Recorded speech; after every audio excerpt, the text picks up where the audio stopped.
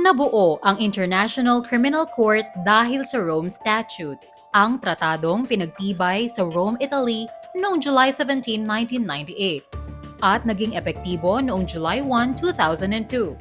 Kasalukuyang may 125 states na partido sa Rome Statute. Ang International Criminal Court ay isang intergovernmental organization at international tribunal na may headquarters sa The Hague sa Netherlands.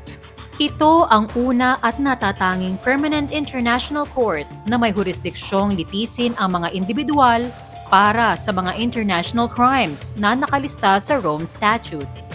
Iba ang International Criminal Court sa International Court of Justice na isang entidad sa ilalim ng United Nations.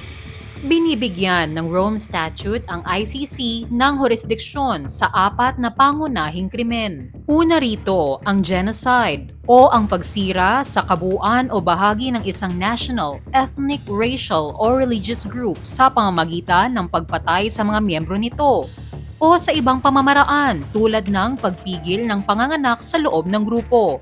Pangalawa, ang crimes against humanity na itinuturing na seryosong paglabag na ginawa bilang bahagi ng large-scale na pag-atake sa isang sibilyang populasyon.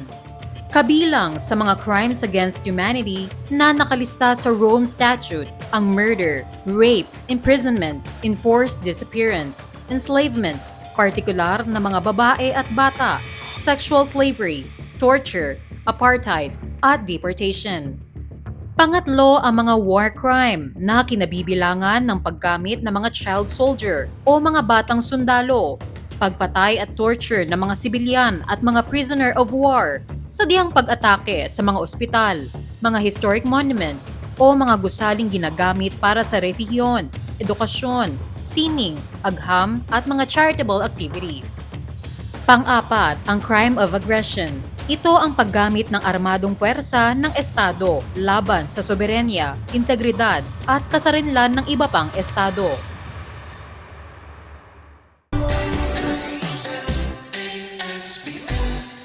Let's get together, Sunnet 25, Sunnet 25.